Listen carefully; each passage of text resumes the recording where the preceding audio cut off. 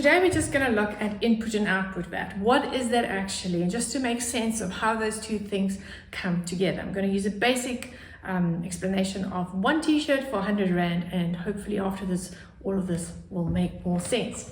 First of all, you have to travel to your suppliers. We always say we go down the hill to Durban's Harbour and we purchase our stock from there.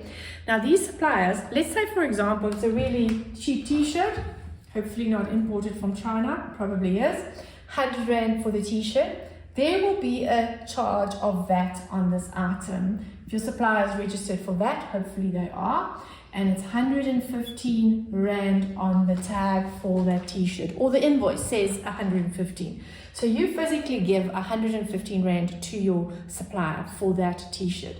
Now note that that 100 Rand was for the t-shirt, the 15 is actually for the government, which the supplier needs to make sure that gets to them.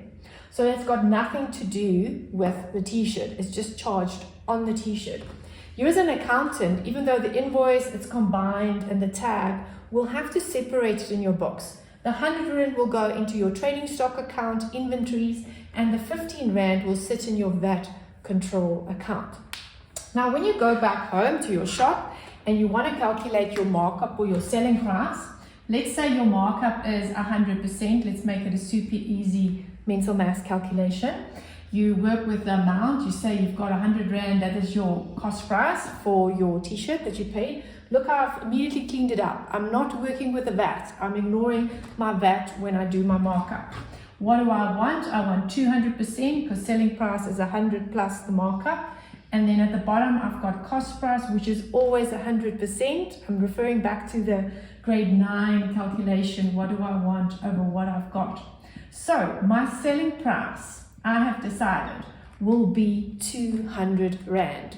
That is what I want for the t-shirts. Now I go and I mark them, but I'm not going to say 200 myself. I'm also registered. I have to charge VAT on these t-shirts. Calculate what's 15% of 200. You will get 30. So I will tag the t-shirts in my shop at 230 Rand. Because of it being more expensive, I'm trying to make some profit here. So here's the issue now. The same t-shirt, the government is getting 30 Rand from my customers. They give me that 30 and I need to make sure that that gets to the government. Every 2 months I pay that towards SARS. And then this other 15, the government will also get, which is from my supplier, which I gave them, and they need to make sure SARS gets that. So the key here is they're not unreasonable, the government. It's the same item. There won't be VAT on the same item twice. Your input VAT always happens first. You first have to go into a door before you can go out the door. That's how I remember it. So it will always be a little bit smaller as well, starting off. And then this one, because you're now working with the selling price, will always be bigger if you're trying to make a profit. Take the output VAT, 30 Rand, and then minus the 15. Now you ask why. This 15 came out of your pocket. You already paid that 15 Rand.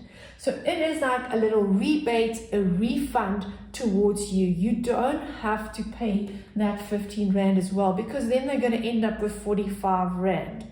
So you take that 15 Rand back, and at the end of the day, you will only pay 15 Rand towards SARS.